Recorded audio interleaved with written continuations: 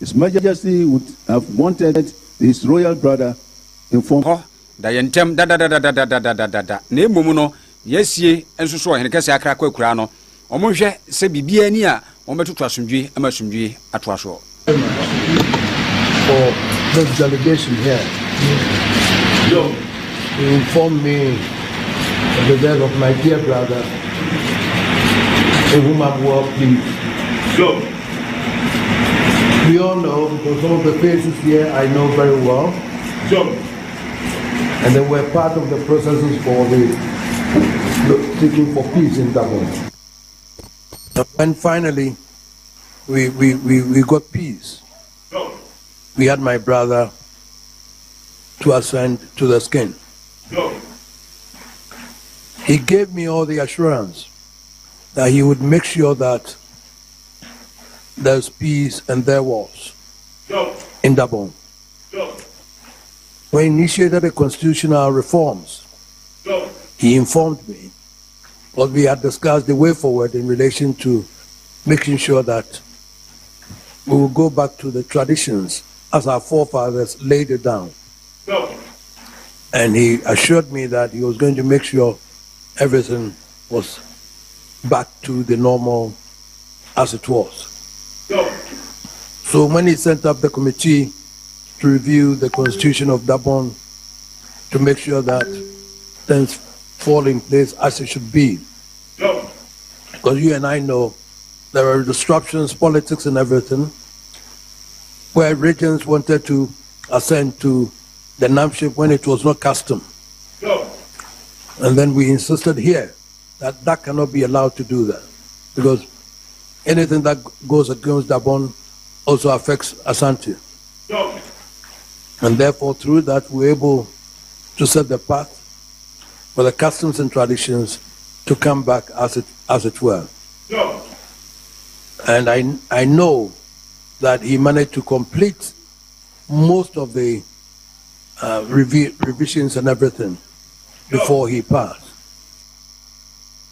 Enti yewra na moche nka no openso tumfo se etwa bebiu ebra wo hia na matran kunwa yomfri Gabon insase so ebae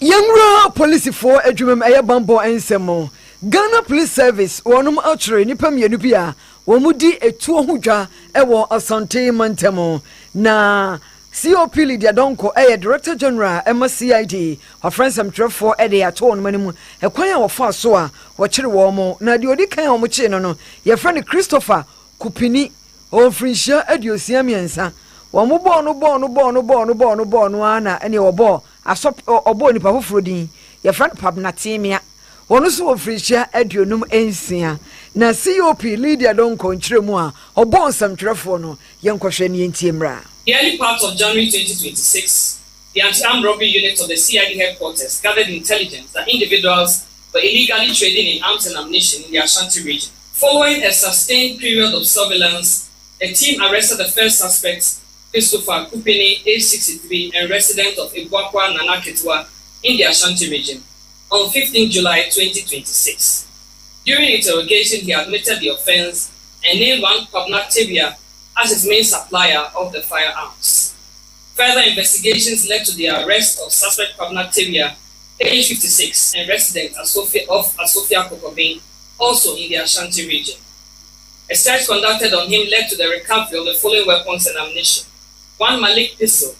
one Walter PK 380 pistol with one magazine, one Smith & Wesson pistol with one magazine, one Stoga STR series pistol with one magazine, one Taurus G2C pistol loaded with 5 rounds of live 9mm ammunition, 3 additional pistol magazines, 100 rounds of live 9mm ammunition, and 20 rounds of .380 auto PPU live ammunition. During interrogation, suspect Pabnatimia admitted the offense and disclosed that despite having no license to trade in arms and ammunition, he had been engaged in the business for the past 10 years. Yo, enti wachiremu sadia mekaye ne etu akese ne kitwa nyina wonum eton bi yeche womo 15th July anti sa na etie na COP Lydia Donko esi nipa mienu ni nyina no womo police fo akache omo bua enhwehwemu. Both suspects are in police custody assisting investigations All efforts are actively underway to arrest the identified accomplices and sources of supply.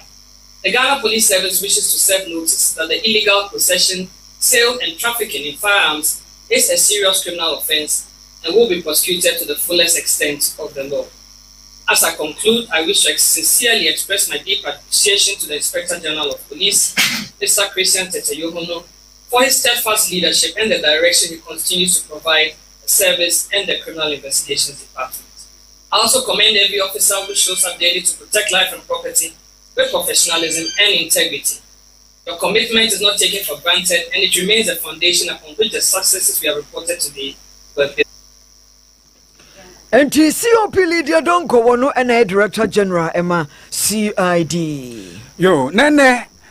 sabre na bia omugusu pa omo esiesie kwam ho se be ye kwam ho ebe ye akona ma hyenfire tumi akoso a ene asokwa de papa kofo ye interchange nu a wo de kan fira hodwo ekwa akopem chese yi aloga ene ne mpatemu no ena nkwa hye bia esie nyasam ketu akra chese wo mu hu ya ne se track bia wono no se ne break ne pa ye fiferi o na Toyota Santa Fe bi wona ni mo de aka no na no soso akoka Honda CR-V a no soso be ya wo ma toni bebrebe mu tene de pa Toyota Corolla no soso enamfa Nissan SUV bi eno so ye kama no so ye guy ena Kia Morning bi eno ne yenkumankuma bi sa Toyota pickup ono so namre ba bi na akoka no na Mitsubishi bi so no so saloon car trailer HS wakeka wo nyina bubomu a na mo hwe Promise TV ne de he ena wo so no o de ne to ase yi we no so yi ne Kia Morning no ne tu nyina moa asabi onkoye nipa aka ne to abu aguma wo so ba bi a enso na eno ne koba se owura Kwame Mensa ya wono de chese wono de na Toyota Santa Fe a na wodi nsem tudwa wose nipa ni bi ho aka nipa ba miensa de wono mapira no so wonu hwe wonu ya ne se trailer no na pia ne kai ne ko nchensa pia ne ko nchensa ntiyankopon kra ene ye wono madom the ba ni se me yenyina ye ba nti metimachi se ye di traffic ni so ana ye ba nti meti se kana pim ka kese na pim machi na mutuma pim ne pia ye ba nti pia ye free the other side wa na de ye ba ti na lose control ana de America ye Jesus radiji kai mu fu nyina ye nipa 5 ana ye tikai ana ina ye stress rade abadiana nyamedom ade ba be share na eduhu na abrayen so far there say ye ni critical issue bia say obi a collapse na bibi saade but all the way better rather so, yeah according to driver the uchi kakesen so free etina eno no wani Kwame Mensa ya ono mom chese ade ne ball no to no ono so de apem wetu no ya pem to no a ne de awurade ase obi ankwa anhwere no ne nso ahɛ ne de asɛsɛi na ahɛ de ɛsɛyɛ nkanya hwe nipa bewo de ka sɛn ensɛi yentoa so Enra ana Chairman Wuntumi Asante Mantem Dwam Training Man PP Amanyoko no Oro Bernard Entwibo Siakon na asɛm a wɔkɔ ɔtɔ no hwetere na wie ye ne sɛ wɔnkɔdam frihia aduo no ensensɛm bi ka ho kyɛ sɛ ɔbɛyɛ adwumaden de aka ho na Ghana mmarahyɛ badwam dɔm ketewa kyerɛ sɛ de atemu no kɔɔyɛ no ayɛ sɛ sɔne ntokro bi wom baabi a monkyem te sɛ ka na yɛde to hɔ no wɔse nɔma maako nan bi wɔ hɔ no mu a kyerɛ sɛ amfa mmara kwan so ɛntwa yie koraa emu baako ne sɛn ebra temu no baayɛ no na ne lead counsel ne lawyer panyin watia ne nachi kwaya adwuma foforo enti ka wasa temu no beba no na ne lawyer gyina hɔ ɛno wamfa anya adwuma ɛne no ma bi a ɛkeka ho mmarahyɛ badwam dɔm ketwa kyerɛ sɛ ɔbɛkɔ so apa atentrene afiri mmarahyɛ badwam hɔ ɔbɛbu sɛ ɔmanfo adwene ɛkwa bi ɔbɛfa so a saa temu no a ɛntwa yie no ɔbɛhwɛ aho atentrene no ɔbɛyɛ. The minority would do whatever is lawfully and properly within its power through parliament and through public advocacy to see that justice is done and that the defects which have robbed the judgment of its legitimacy are corrected. 4 serious defects run through this case and each deserves nation's full attention. First, the denial of a counsel of choice. We understand that judgment was delivered despite the absence of Chairman Wintumi's lead counsel. whose office had notified the court of a prior professional engagement abroad. Second, the refusal to refer serious constitutional questions to the Supreme Court. The trial judge decided for herself that Section 99 2B of the Minerals and Mining Act was, in her own words, clear. Onimunyafo Patricia Apiaje wano ene kasama mrashabejam Dom Kitwa wano na ye deputy minority leader Dom Kitwa na noni abediache ene wono yo na mame Patricia Apiaje ni nkomodie mu no ene wodi tudwa se ene woni a woye Ghana anti-illegal mining ho emra ene ade no wo momodin a so ni obayiri mpampe pa sanse wo se ye hwe ne mebimpa efa kwane a atemuo ensuanso ekọ ede manipa ine kwabrane chama wuntumi ni tuatwi ene ye frefre se yenya appeal ene ye tete sa no emfama no na mame Patricia ekansi sudua se yanyani yi a ba bia ne makika kroro ase enipa gidi ankasa ewo asenie adwumani mu no no kurani ase ya apa na ewiase yese se yi kwan na anka dan a wo se kwan no etene ka dan se kikreden ena be unsa ampa ebia ba bia kwan no kra de to ye no enye kwampa so enunti ono de wotimu se emra no enema bi hyehyemu a enhyedan sisi na kwan so eyi yenhwem biem ne empe kwampa ebefa so na afei enema bi atiti se yi a kwabrane aso ne nsase no betimi atwitwa agye ho kakra na empo enkonko ba se kura sa se ne ho akere nti kura sa Parliament, as public Parliament, acknowledged overseeing a mining site taken over from its lawful owners with no prosecution to date. And an NDC member of Parliament charged over an anti-Galamsey clash was granted bail within days. This pattern, taken together,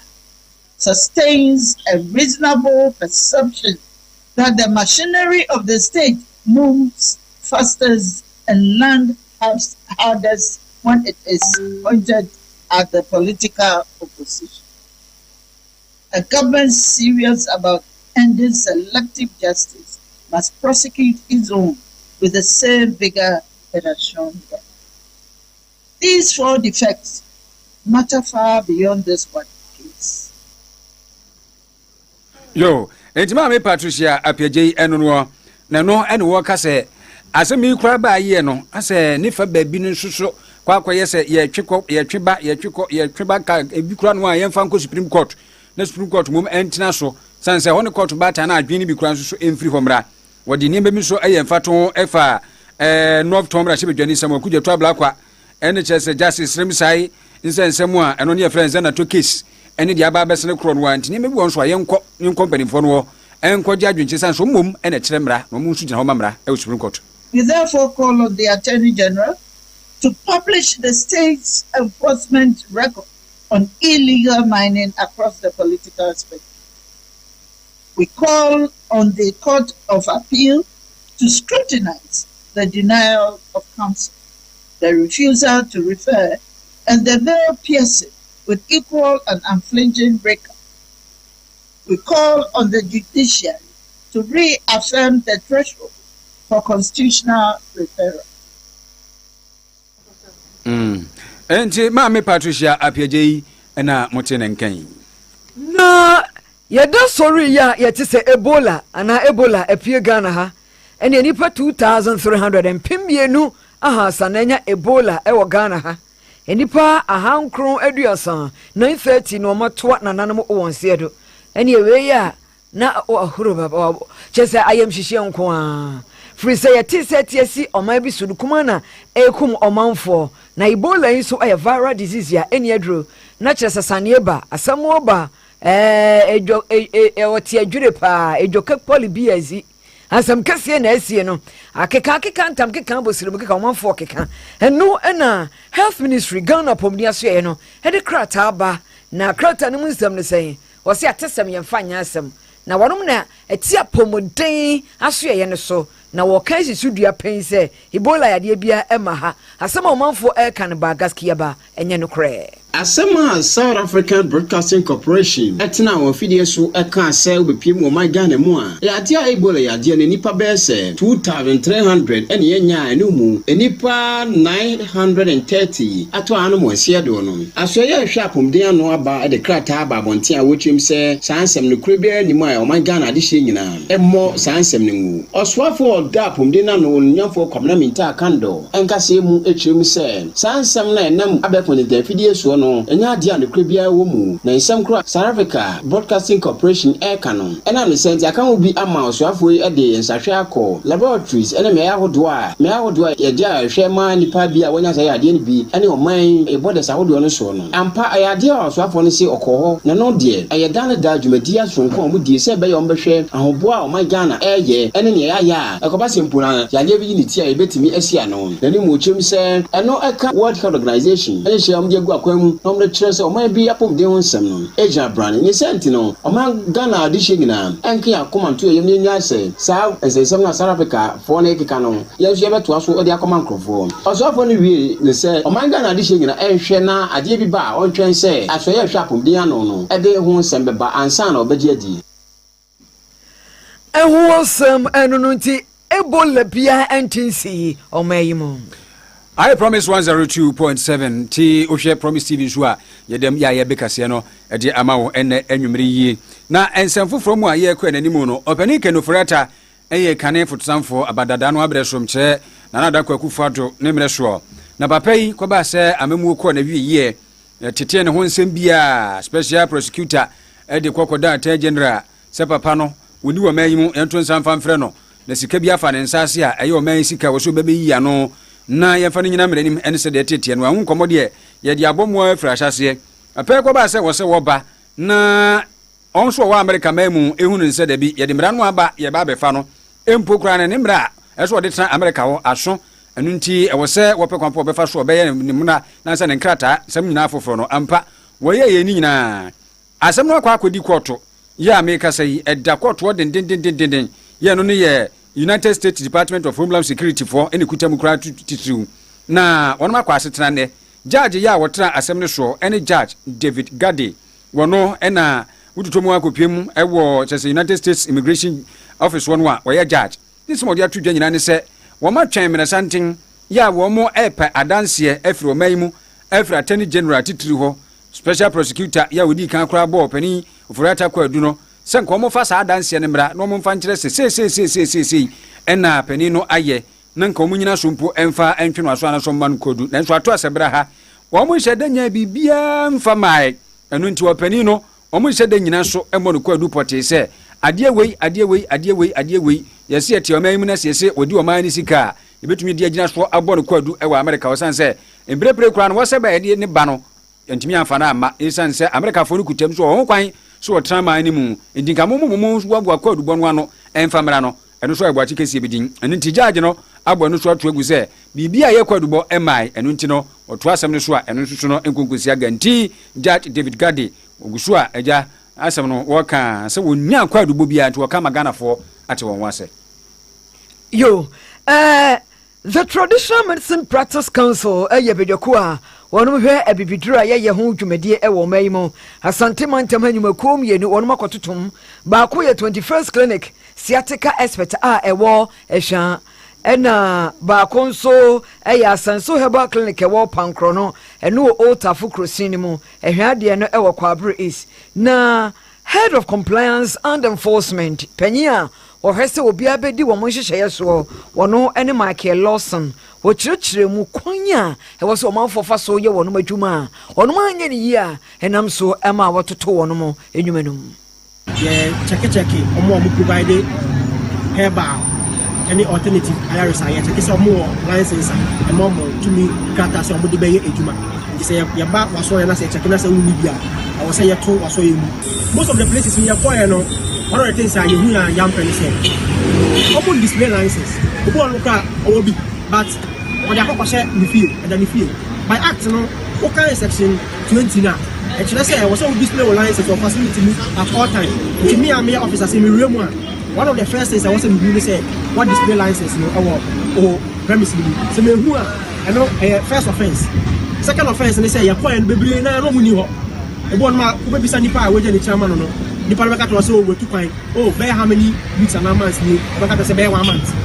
the last one na ya boy answer na ya ba prophet ne side no maka say practitioner no he has been away for be almost be 1 month na en twani because another day in for perception say herbal medicine there enye it is omo say na say wa e was say o mom arehemu say Michael Lawson na yankwa ama no so ekodi nkomo kakra ene akoye ebenada eno nti ye ne apostle Emmanuel Nuakon ebedi enkomo wono na Victory Outreach Church woda ano anasempo asofo a wodi mu ntintima no onsoso waka ho bi wo ba adwumam ha dia Promise Broadcast Limited ya human resource manager ye cha no na Christopher ene mpempi ya na ebia ye bisa wo se enfonso nso bi eba ya kwa mu a shuwa hunu say ebone seti e wo say ye hore na ase na ye ne say Jesus Christ eye ma asuafo no ana sesei na se ne kwan bi shuwa no nsoso e kwan bai ne be fa so a ye betumi asi enhwe ana se de eba ye shuwa no ano ye bedi nkomo kakra sima ba miensa entem na apostle woncheche ma apostle me mo adwo apostle ma choti menga wada romani enwa na mabo ani edi ato ho no sai ne yenye no se kwan ben ye befa so ya se enfonso wo yenne enhwohwe eba ya akwa mu a ebitimi asia no yo we the sina next year Promise ahefo ani tifo nyina edi kan mo edasi se moto safari na the thing say kan sorry a the person say sorry anga say nya boni nemom sorry utumu a ene ye boni utumu a sorry nso bi sika accommodate o chiru oni sika udi obi echi na woni tua pa na sika atofom a wo hu se sika atofom na wa hwera ama na ko sorry ni say ade no be yi ama na na say obehwe na akoma na afa se wo hwe ma ne ko na ofa wabuti no sheda teno so he wakutu teno be ebone ase utumi hye ho so na ofre ni bako yi nsika manu a just we di so reso ti so he ni di e ade da eba na emum uma ho kwa na obetu na bisase kwa bere be fa so betuni di so reso enyuma miensa na ye di lisi so ebo am yetumi di so reso di kan se nyamiasem nyema nyamiasem edi eni mukai atra yemu ni edi aye adwuma de tosu mienu empaibo yesi ebo mpaia emaye nam emaye denti so henso bon sam na diba ade a ontumi nyina no eye obi oye empaibo fo eni onim nyamiasem oye empaibo fo no onim nyamiasem abonsam onsu na onim nyamiasem no empaibo fo ena onim nyamiasem so oye empaibo fo a enso hu nyi ho papa ntimienu no ekobum the Bible say nyamiasem no and you see every near and now watch and pray. Watching say Yema Yamia 70 in Canada Juma. And now the Tosubium Yansa Bible say Yin free bonnet, Yin free Gamma, baby. I wouldn't say Okwa will be to me and call a brantia. Was his family who swim radina or Baba will be a canino. Now, in this show, now if you would to 7 and show you. Was a Okasam. Ukosanso abosi ya nonkono ni mre nonkono ukoni nsuta wani maneni daka krinsurity anti wagasa na open so heli amao tikire ni si gane ni chese nsunu kura fa free na ko na wantum ena de to su you say yedi ho to konkura ho de so dodo no a yes Bible say o kai grade for man is no say yenanti wo ho no na ma ya nhye ho nam no ema and I see a young man, Sabia Mano. A year, a dear who took Colosso, near Yam Pabo for nearly a massive and anti a home antino, and no boy, and made to meet for Hano. Yamias may be not Matthew chapter 4, verse 4, but some be share Yeshua. Or see on any woman in Yabudu, come out for the man of France. Yes, you see, and Yabudu and an intervideo, but as soon as Yamiasim. Osanso course you no catching sense so I don't yakopon into unim yame asemo a onsam betumi nya moto him na ade ba ko pa so me to so him say o se obi wo ho a obeto so him a e ade a omaka say na kono de no manga sa agiti no akum e na benya no enti woni se uko bebia nimpa enum wi na okobedo mo no bi enko uko bebia ma bi a mo betaye mo agisa so mo pew be ma bi o so pew enko je ho nko ni fie na so hwe na nko chew ho nti o se no si ka ni fie ho nyema nyame asale ni ni ka nyempa bofo nyemfa ho nto konkro so e ba sa onyambe boy Yesu Kristo ikire mpa bo no se yense radi so yin free so remo yesu ya fam di ese no nyame sira promise ti for ni ayofo and then akra no wo de mamono amen aboso da se pa da se ene se ebetimi kura ka se na no da idie kura no pem ho kakra bi na dia ibi no mutimi se na no so kura ye nso hwe o so hu aboso ye nso hwe aboso ye nso hwe obeji aba wa se wu oh aboso ye nso hwe se won se nso hwe de baba enso hwe da se aboso aboso Emmanuel Niako ena moten wenka no Victory Outreach Church ha asafo no sofo no mpanifo pa baako ena mote brano eduru bransa se ya yekono ho na ja yekokodi enkomo ni age ni me bi ehia ema enipa abrabo ebi nsoso eni akohwa ene yehwe se de ensohwe nsoso no nipa ebefa so ni asia no kunum se wo ye sofo pa o se nkosira asoba asoba so no to akese tu na yeshukushuku uko yie o ko se me kotem o ko hadwure bia na aba tu na yeshukushuku se de ehuo ya ya tele foforo se amaso kura no obi beka se we ye yu abo tu hu ase etu yeshukushuku se de ehuo ya tele hyehyehye foforo no a satam na yense famera na batno me mo asole esem se che wo sofu nsuo no mu a wo sofu nsuo no mu a emma ubetirom so didi wo mu fie saa da kora aduane na no ye o benchi wi wa ha sofu kwa ubetiri saa no be enyo odo adidi o ma ko homa ubetiri mma na no se ne veranda mu odidi obekoni a sofu shirt ne de hange wo odidi ngovu o wi a wase fufuo na dam so na waje mattress wani mu abako he ho nkromo sore we enko yes ye benya asem ye ko roi mo no lodro ko roi na say mo de King Joseph Martin Christabel upon Dazi akinkan for eyeme PAC ladi mene krobia asante mizankobia mchao chapa mizankobia mwajo wai wamnya nyantie si utie na hwe ye nso kobia electrical so we kira yenuano ye dom nyina asitapa nkomo ba